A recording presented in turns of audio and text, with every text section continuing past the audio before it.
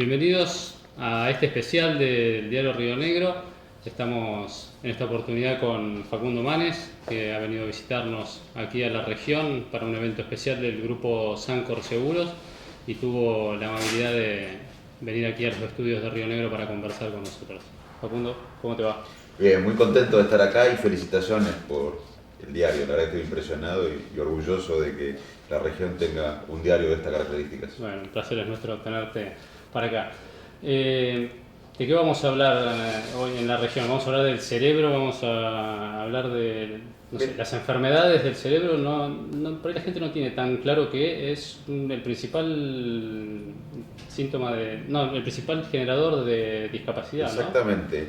Hay mucho interés en el mundo, no solo en Argentina, sobre el estudio del cerebro. Y para mí es por tres razones, básicamente. Una, por lo que acabas de decir vos, que las enfermedades del cerebro son la principal causa de discapacidad, más que el cáncer y más que la enfermedad cardiovascular. Y cuando uno habla de enfermedad del cerebro, piensa en traumatismo de cráneo, en accidente cerebrovascular, en epilepsia, en autismo, en esquizofrenia, pero hay que incluir hoy como enfermedad del cerebro a la adicción. La adicción, cuando alguien cumple el criterio de adicción, tiene una enfermedad del cerebro. La adicción secuestra el cerebro, no es una debilidad moral.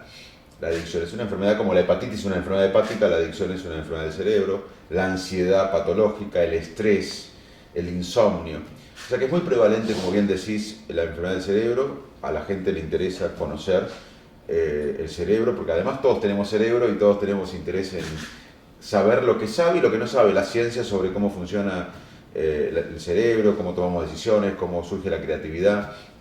Y también los avances en la ciencia del cerebro van a producir dilemas que la sociedad va a tener que resolver, así que es muy importante difundir estos hallazgos. Aquí en la Argentina una cuestión clave para el desarrollo cognitivo es la nutrición, ¿no? Exactamente. Hoy sabemos que la malnutrición tiene un impacto en el cerebro, inclusive anatómicamente, y en Argentina lamentablemente todavía tenemos malnutrición, que no solo es desnutrición, es obesidad o déficit vitamínico, hay diferentes tipos de malnutrición.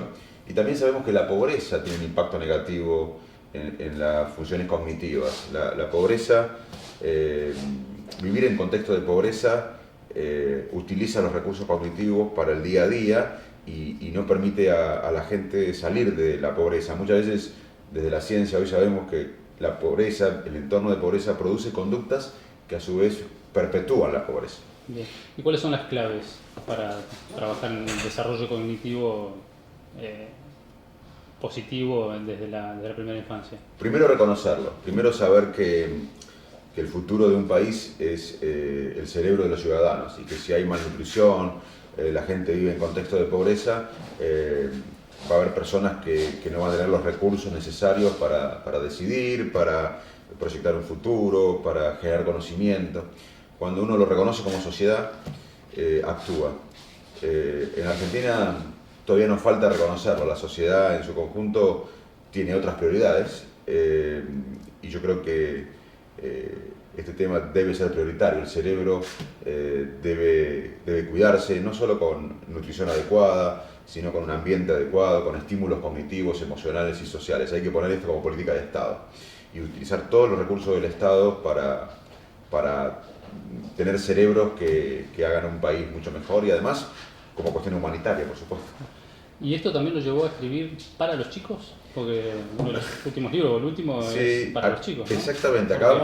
Ayer presentamos en Buenos Aires, en la Feria del Libro, el nuevo libro que escribimos con María Roca sobre neurociencias para niños y para chicos, y lo hicimos con varios objetivos. Uno es que los chicos empiecen a perderle el miedo a la ciencia, que se sientan atraídos por la ciencia, y el cerebro es fascinante y esperemos que con este libro de experimentos fáciles, atractivos, los chicos se interesen por la ciencia a través de la ciencia del cerebro en este caso. Segundo, yo soy padre, tengo 2 chicos de 9 y 11 años y muchas veces yo leo cosas a la noche a mis hijos, pero es algo que a mí me aburre, no me atrae tanto porque es un tema de chicos. Y a su vez, cuando me interesan las cosas a mi hijo no le interesa. Este libro es un puente para que el padre o la madre le lean a los chicos y que esperamos que los chicos tengan interés y también los padres. También es un puente para el diálogo entre padres e hijos. Los padres a veces no sabemos muy bien de qué hablar, Sí. qué vínculo tener con nuestros hijos, es una excusa para comunicar a los padres y a los chicos. Muy bien. Además del desarrollo en educación, en ciencia, en tecnología que nos falta a nosotros como país, usted varias veces ha hablado de los sesgos mentales. Sí. Solo importa el presente aquí en la Argentina, el resultado siempre por encima de los procesos. El argentino medio, ¿cómo es? ¿Le falta autoestima? ¿Por qué tiene esas características? En un libro anterior, la tesis fue esta que decís vos, el cerebro argentino, porque hoy sabemos desde la ciencia que la gente que nos rodea, los diarios que leemos, los Twitter que seguimos, la gente del país, la cultura, influyen en la manera que sentimos, pensamos y decidimos creando sesgos. Y los argentinos tenemos sesgos, pensamos que hay una conspiración internacional para que no nos desarrollemos, no somos conscientes de que nosotros tenemos que ser responsables del desarrollo y del desarrollo igualitario. Los argentinos vivimos el presente, no tanto con política de Estado. Los argentinos toleramos la corrupción, tenemos ciertas conductas que son propias de la cultura, del entorno, de nuestra historia. También tenemos cosas maravillosas, somos generosos, somos solidarios, somos amigueros, pero los países que se han desarrollado han logrado hacia el futuro tener varias políticas de Estado en las que la mayoría estén de acuerdo. Nosotros no logramos ponernos de acuerdo, estamos permanentemente peleándonos acerca del pasado, que no está mal, y permanentemente peleándonos acerca del presente, que no está mal, pero además de pelearnos acerca del pasado, discutir o tener diferencias sobre el presente, tenemos que encontrar algunos puntos de acuerdo y nos cuesta. Claro. Y ese pacto social, ese pacto de la Moncloa que debería tener la Argentina, ¿es posible en esta sociedad que se maneja mucho con la lógica binaria de amigo-enemigo, de kirchnerista-macrista? ¿Es posible pensar hoy en una Argentina de 15, 20 años, 25 de desarrollo? Y si no es posible, tenemos un futuro negro, o sea, no tenemos un futuro de un país desarrollado. Yo aspiro a poner mi granito de arena, estoy recorriendo el país hace varios años diciendo justamente esto, que tenemos que salir de esta lógica binaria y que necesitamos política de Estado para desarrollarnos, así que debemos hacerlo. Acá lo hicimos. En 1869 en la Argentina había 78% de analfabetos y hubo una generación que generó la escuela pública, que creó la escuela pública, que pensó en las próximas generaciones, no en las próximas elecciones. Y en 1947 había menos analfabetos en Argentina que en Italia y España. Acá lo hicimos nuevamente con la democracia. La democracia es una política de Estado.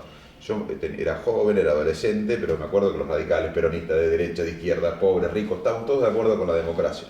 Hoy tenemos que unirnos y necesitamos un paradigma.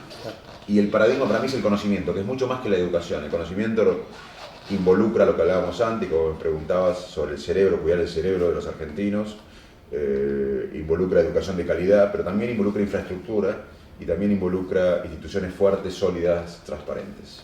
Para eso clave tener líderes. Sí, ¿no? hay que tener muchos líderes, muchos liderazgos. ¿Qué significa ser líder y por qué plantea esta idea de que haya más de un líder en un equipo? El cerebro básicamente aprende cuando algo nos inspira, nos motiva y nos parece un ejemplo.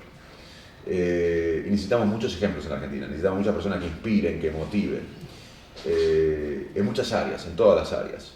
Periodistas honestos, valientes, médicos, políticos, juristas, enfermeros, necesitamos empresarios. El liderazgo requiere imaginar el futuro, no hay liderazgo si uno no imagina el futuro. El liderazgo requiere tomar riesgos, pero también el liderazgo requiere representar al grupo. Y necesitamos muchos líderes. No se puede construir un país con un líder o con pocos líderes. Necesitamos que florezcan los líderes. ¿Es Argentina del caudillismo, del liderazgo unipersonal, siguiendo al iluminado? Y así estamos, un país con un recurso humano extraordinario, gente talentosa, con recursos naturales, con épocas de crecimiento económico, que no ha logrado el desarrollo, que tenga el 30 o más % de pobreza. Así estamos con los liderazgos caudillistas. Necesitamos instituciones, necesitamos infraestructura, necesitamos cuidar los cerebros, necesitamos educación de calidad, necesitamos muchos ejemplos, muchos líderes que den ejemplos. Hablando de educación de calidad, hace mucho foco en los docentes, sí. ¿no? Cuando habla de eso de los docentes son la base de todo, ¿el mensaje para quién es? ¿Para los gobiernos, para los gremios, para los propios docentes? Para todos. Nosotros necesitamos volver a poner al docente como el trabajo más prestigioso. de la sociedad. Yo realmente creo que si nosotros no ponemos al docente con el prestigio que tenía cuando yo era chico, no tenemos un buen futuro en la educación. En el mundo lo que ha impactado en mejorar la educación de calidad son varias cosas. Primero, que tenemos que hacer en Argentina. Primero, invertir en la primera infancia. Segundo, valorizar el docente, no solo con salarios dignos, sino también con prestigio social.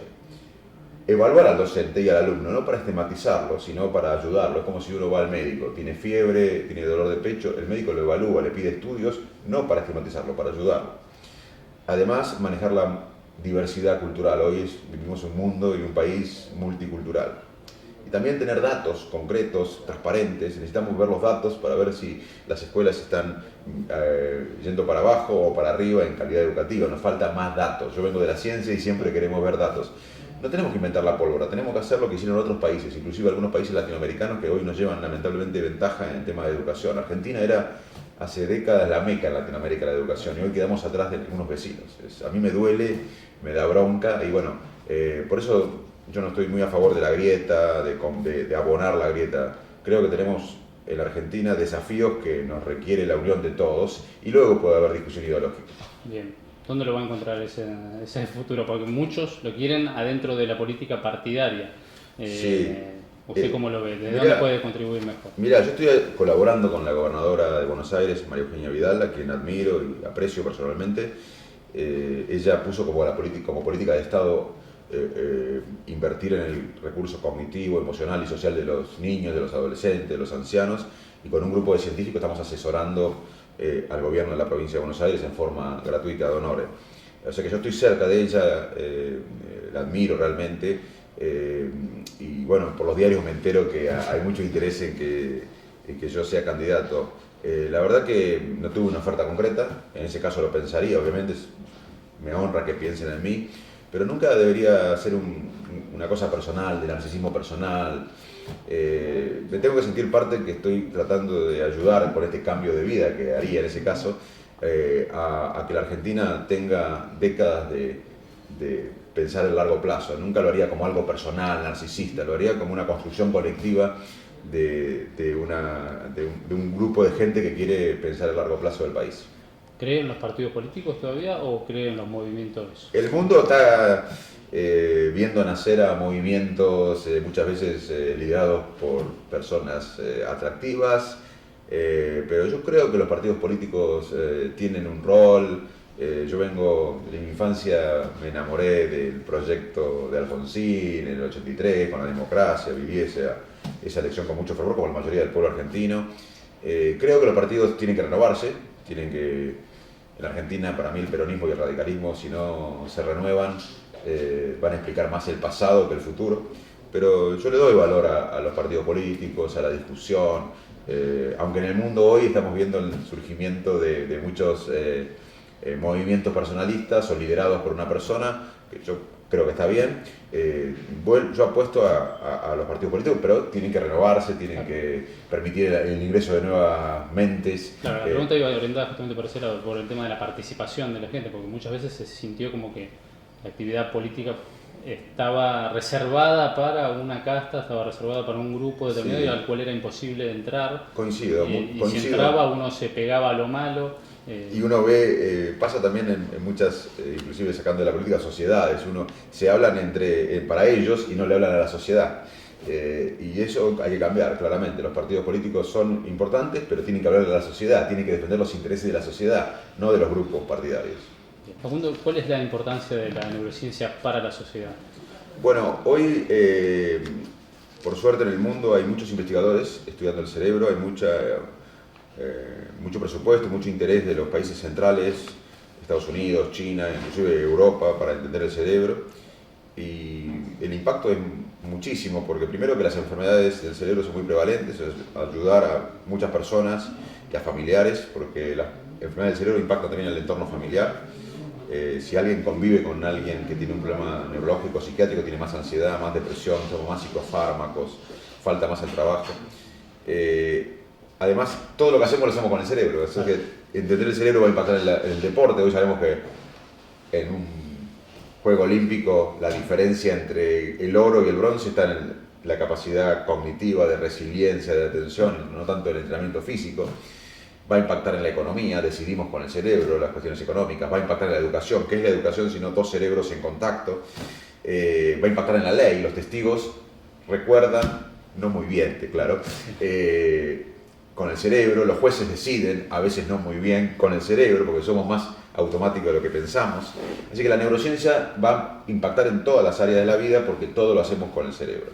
Ahora que hablaste de deportes, me parece interesante hablar de esto del deportista argentino cuando va al exterior, ¿no? Sobre todo los futbolistas, que muchas veces hablan de que se tienen que reeducar alimentariamente, deportivamente, o sea, entrenamiento. ¿Eso es posible a través de la neurociencia aportar a esa reeducación? Y eso nos cuenta de cómo funciona el cerebro, la importancia del contexto en el cerebro, en la conducta. Nosotros estamos muy influidos por el contexto. El contexto impacta nuestra conducta. Te voy a contar un experimento. En Alemania casi nadie dona los órganos, 12%. Y en Austria todo el mundo dona órganos, post-mortem. Qué raro, pues son países similares geográficamente, en idioma, en cultura. Es el contexto el que decide en realidad, porque en Alemania cuando sacas el carnet de conductor hay una frase que dice: si usted marca con una cruz acá, dona los órganos. Nadie marca y nadie dona. En Austria, cuando uno saca el carnet de conductor, hay una frase que dice: si usted marca con una cruz acá, dona los órganos. Perdón, si usted marca con una cruz acá, no donan los órganos. Todo el mundo hace lo mismo, nadie marca, pero todos donan.